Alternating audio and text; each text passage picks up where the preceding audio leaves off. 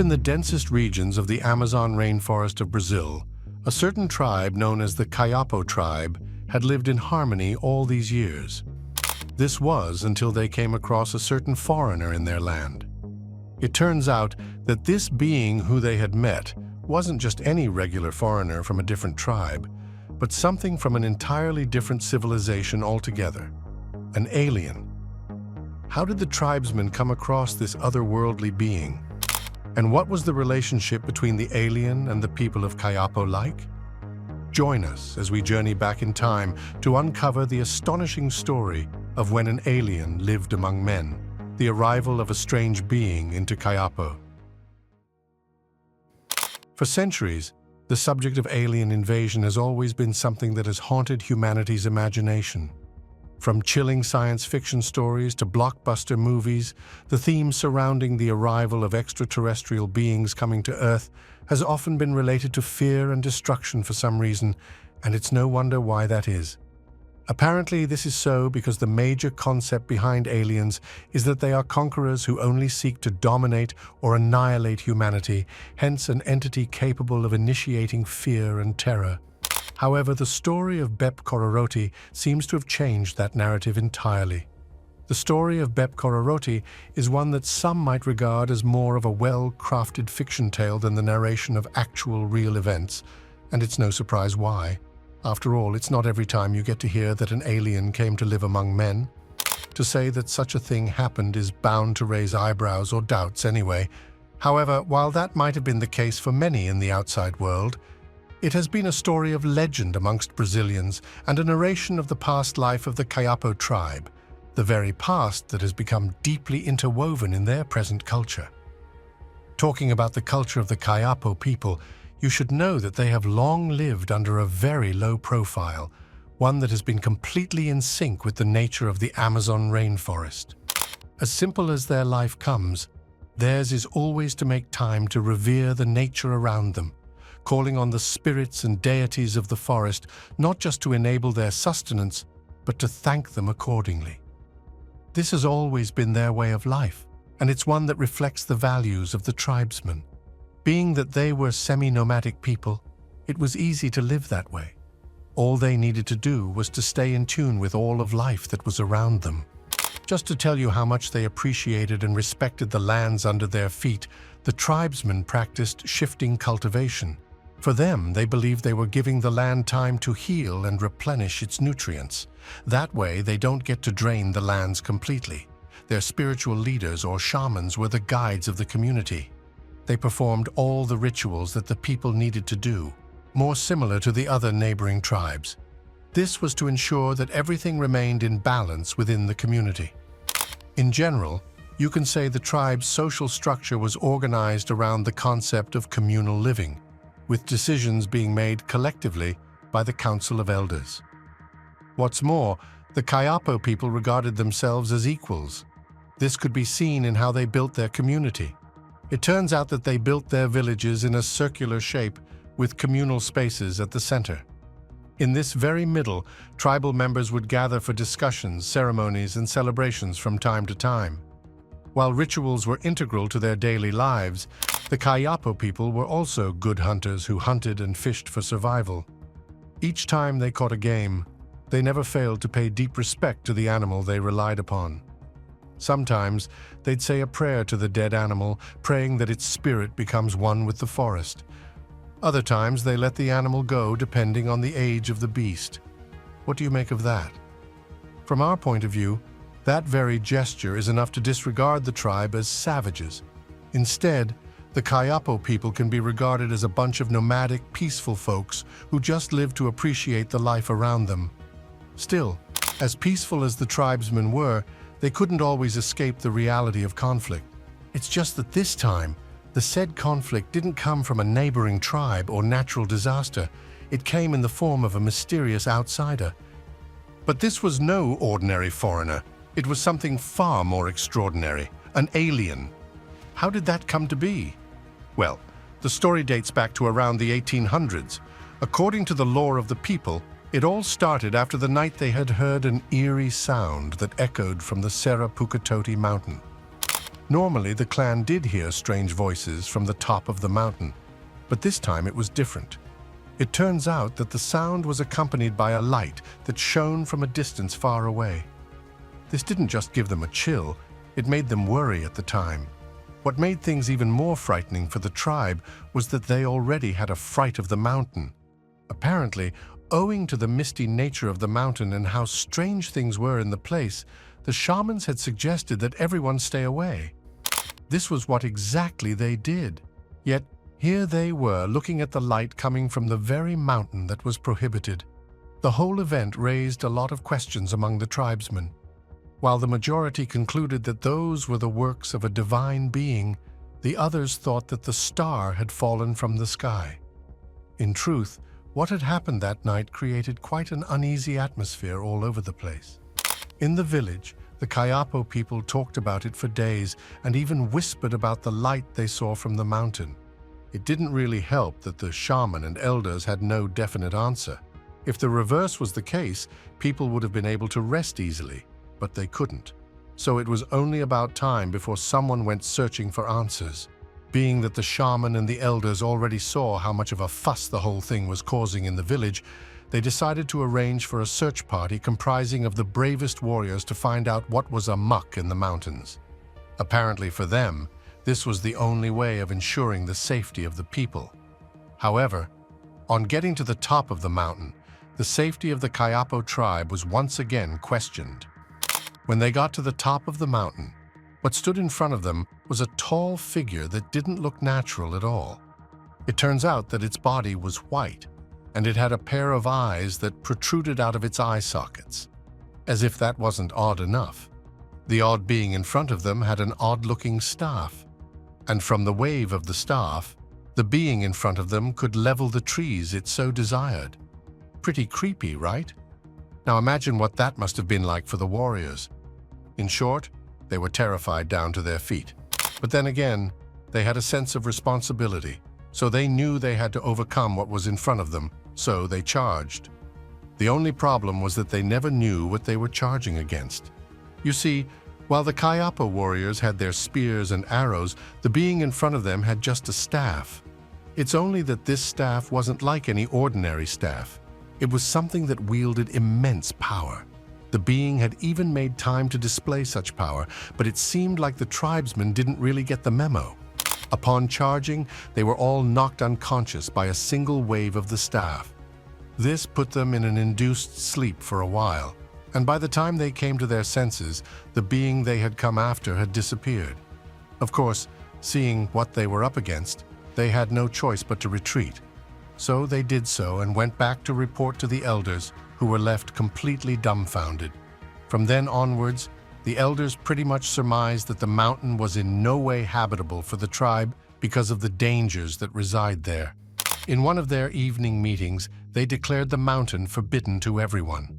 After the elders spread the news of the looming danger that resided in the Serra-Puketoti mountain, everyone thought that was the end of the chapter for all the things that had happened within that period. Eventually, the village was peaceful again. However, the people had failed to consider the chances of such danger coming to them. Then again, could we blame them? Definitely not. They were up against something they had no idea about. Even after years of the event, scientists and researchers can't even make sense of the whole series of events that played out within the Amazon rainforest. They talk more like a bunch of nomads with no access to any form of technology. But then, hold on to your horses because there's more to the story. What happened in the previous days would definitely leave you amazed. The alien descends from Serra-Puketoti Mountain. After the Kayapo tribe had dismissed all they had heard, experienced, and seen on the top of the Serra-Puketoti Mountain, they quickly went back to their regular lifestyle. They'd hunt, fish, and tend to the nature around them. It was pretty much just that, a peaceful life. They never imagined that they'd ever have an encounter with the being from the mountaintop, but somehow it happened. As a matter of fact, the second encounter they had with the strange being was at the village lake. It turns out that while the villagers were bathing and drinking, they came across a pale, odd-looking being in the lake. From their narration, the being was simply bathing and paid no attention whatsoever to the villagers around.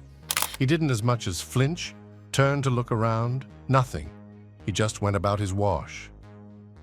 Being that the being didn't look at him, the villagers were perplexed and felt discomfort. However, there was little to nothing that these folks in the river could do. Remember, it was the soldiers who got a chance to see them on the mountain, not the villagers, so they were able to keep their cool for a while. But when the soldiers got there, it was a whole new, different thing. They had seen the being before, so they knew what he was capable of. So, instead of trying to overpower the odd being, they decided to be more diplomatic this time. To their surprise, when they spoke with the being, they realized that it could speak their language quite fluently, like he was one of them. Imagine what that must have been like. Initially, they were excited, yet they were astonished as to how a being that obviously was not part of them could speak their language. Despite the circumstances behind the meeting, this would later turn out to be the very first cordial encounter that the Kayapos would have with the being, and possibly the very first that man would have with an alien. Surprising to the people of Kayapo, the being that they had first met was in no way similar to the one they were now looking at. He was kind and approachable, and even spoke softly with the people from the villagers. When he was asked to talk about himself, he admitted that he was the one whom the soldiers had confronted in the past, but the villagers never believed him. It was when he went on to narrate all of the events that had happened at the top of the mountain that they got convinced. What's more, he even pointed at the suit he was wearing when they came to the mountain. Apparently, this mysterious garment was something he referred to as Bo. It turns out that this suit was what protected him from the harsh climate of the earth and gave him extraordinary powers. What that meant was that as long as he was putting on this suit, he was always safe. Pretty interesting, don't you think? When all things are considered, the Bo suit could be compared to modern astronaut suits, so this clearly points to the legitimacy of the story.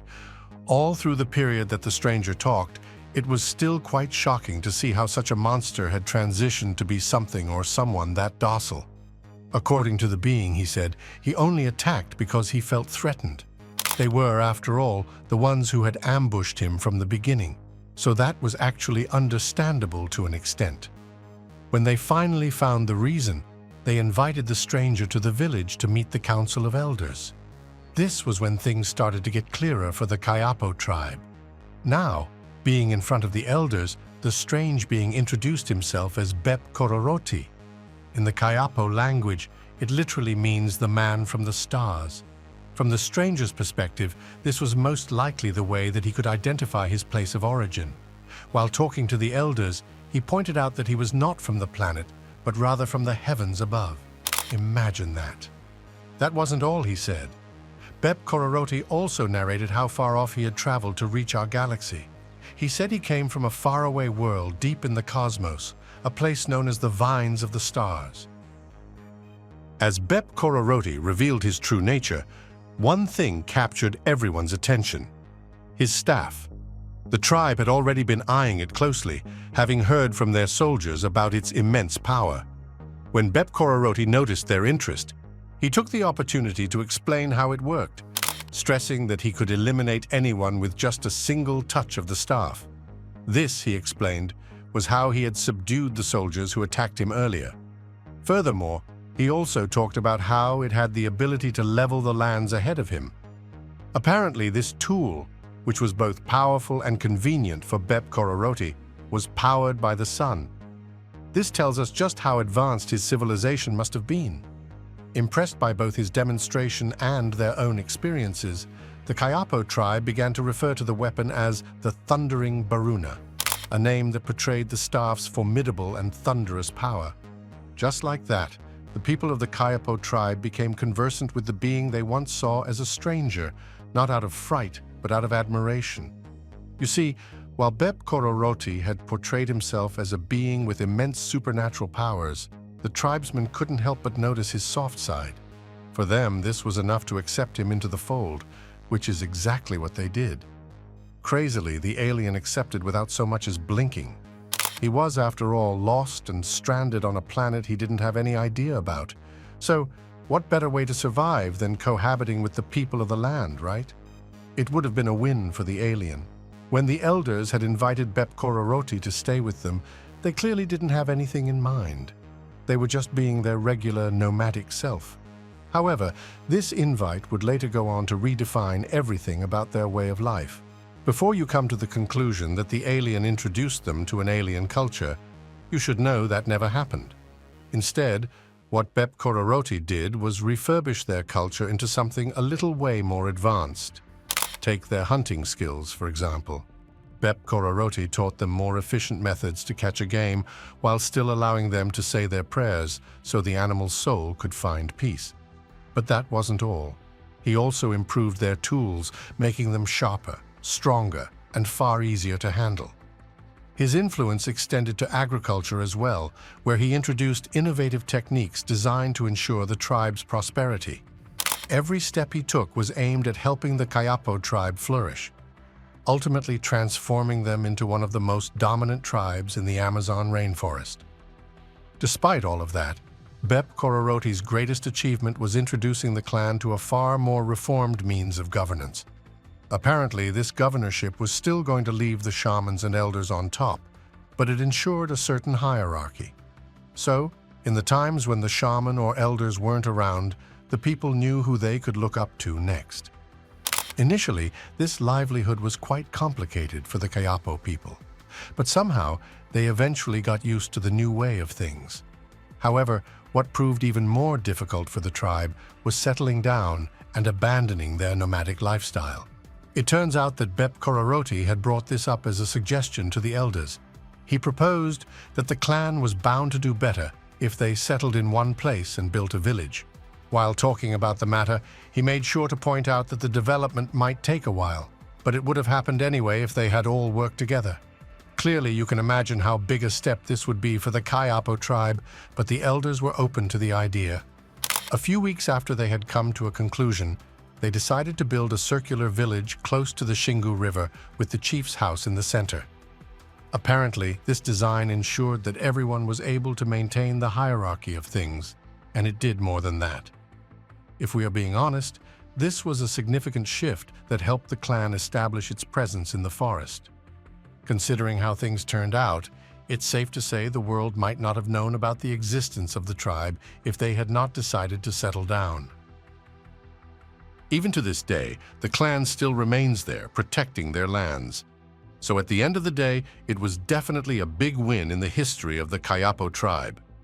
As time went on with Bep Kororoti in the picture, the Kayapo flourished to become the most dominant tribe in all of the Amazon rainforest. They were organized, advanced, and very much adaptable to the weather conditions in the region. Being that the people had grown to love the alien for his insights and wisdom, it wasn't long before they made him the leader of the clan. As of then, they believed that they could overcome just about anything with the being holding the reins, and they were right. With Bep Kororoti now posing as a leader, the Kayapo tribe was pretty much unstoppable. Just to tell you how much they were feared, it even got to some point when the other tribes started to believe that they had evoked some sort of sorcery to look over them. Back then, they never really knew that it was a being from the other world that was guiding the Kayapo tribe, and it remained that way till recent years. Both within the tribe and outside of it, each and everyone was affected by the presence of Bep Kororoti, either positively or negatively. However, the humans around him weren't just the only ones affected. It turns out that the alien had started to develop some feelings of his own. An odd feeling it was, in fact, not conversant with. He had fallen in love with a certain woman in the tribe. Seeing how he was the leader of the clan, he definitely didn't waste any time to marry her. As time went by, they gave birth to 2 children, a boy and a girl. And while the name of the boy was not mentioned in the legends, the daughter of Bep Kororoti was Neop Poi. Through this bond between man and alien, Bep Kororoti hadn't just cemented his bond with the people of Kayapo. He had completely ascertained the position of a leader of the clan, and things were good in general. When Neop Poi grows up, she marries herself and gives her father a grandchild. This was what fortified the lineage of the alien in the tribe. Normally, from here, You would say this was the unveiling of a happy ending. Sadly, it wasn't. You see, things took an unprecedented turn for the Kayapo tribe, one that would eventually affect the progression of the little community. What do you think happened in the course of Bep Kororoti's rule? And how does that affect our view of aliens in general? Well, you are about to be intrigued. Don't go anywhere. Bep Kororoti's erratic behavior and disappearance. As time progressed in the little community of the Kayapo tribe, they noticed that things were starting to change with their leader. With all that he had achieved, he was supposed to be the happiest, but surprisingly, he wasn't. From time to time, he'd segregate himself from the others, while other times he was completely repulsive. At that time, it started to become clear that he was no longer the Bep Kororoti that they used to know.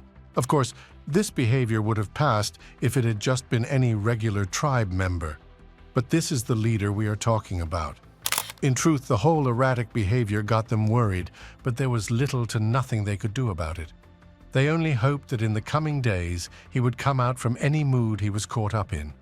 So, did he? Apparently not. Instead, things only got worse within the community.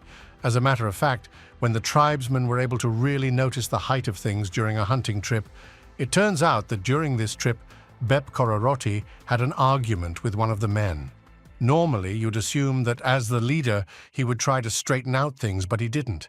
Instead, he ran the other way, only to venture even deeper into the forest. After the whole incident had happened, they assumed that their leader had gone to cool off somewhere. Sadly, his actions when he came back didn't so much portray the actions of a being with a level head. On getting back, Bep Kororoti decided to quarantine his family, painting them with black dye. His suit, which was something he didn't casually wear, was now in sight as he put it on. As if he was now running mad, the being was firing rays of light out of his staff, destroying just about anything or anyone in his path. The tribesmen were confused. They tried so hard to call him to reason. However, it was more as if Bep Kororoti had been bewitched. Seeing that there was little to nothing they could do, they exiled the being by driving him back to the mountain. One might have thought that the Kayapo men driving him back would help fix things, but it didn't. When Bep Kororoti got to the mountains, all they could hear was a thunderous echo, almost similar to the one they heard upon his arrival.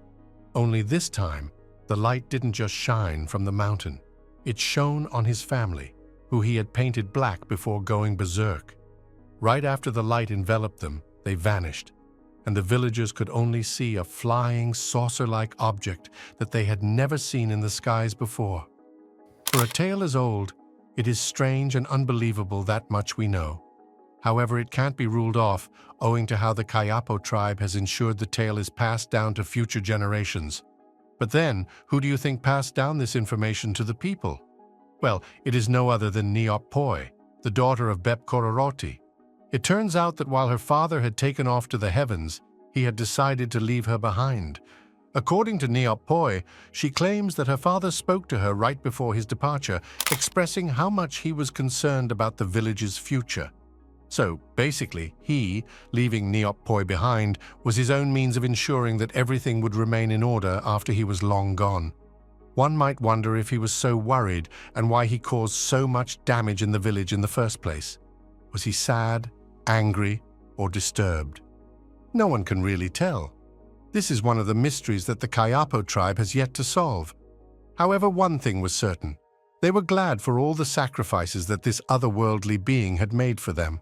Of course, he loved Niop Poi dearly, so leaving her behind must have been quite hard. However, you have to agree that it was the right choice at the time.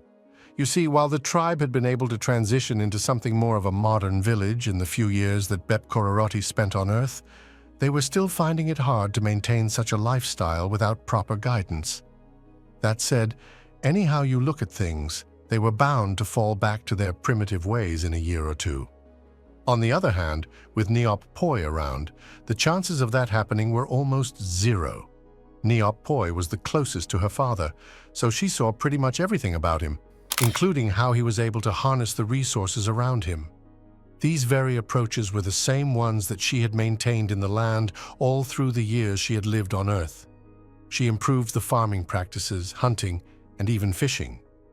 With all of that inculcated into the generations after her, these soon became a lifestyle for the people of Kayapo. Following her footsteps, the people thrived, developed, and became completely independent. Isn't that fascinating? To this day, the modern Kayapo tribe, residing deep in the Amazon rainforest, remains a vibrant indigenous group with a distinct culture rooted in both ancient traditions and adaptations to modern challenges. Today, they are known for their fierce defense of their land and environmental activism, particularly in the fight against deforestation. This environmental stewardship is often traced back to the teachings of Bep Kororoti, the legendary figure who, according to Kayapo lore, brought knowledge from the stars. All his teachings about sustainability and harmony with nature continue to influence Kayapo's approach to living in the forest. For the Kayapo, Bep Kororoti is more than a myth. They see him as an ancestral father who looks over them from the other edge of the universe. The legacy of Bep Kororoti has shaped the Kayapo in ways that extend far beyond their daily lives. His teachings, embodied in Nioppoi's guidance and the practices she instilled, have become a blueprint for the tribe's resilience and environmental guardianship. The Kayapo view nature not as a resource to be exploited, but as a partner to be protected, a belief strengthened by the celestial wisdom left behind by their legendary leader. His influence is seen in their unique cultural practices, which emphasize sustainability, respect for the forest, and balance within the ecosystem. This reverence for the natural world has also driven the Kayapo to fiercely oppose encroachments on their land, standing against deforestation and illegal mining, which threaten the delicate balance of their environment.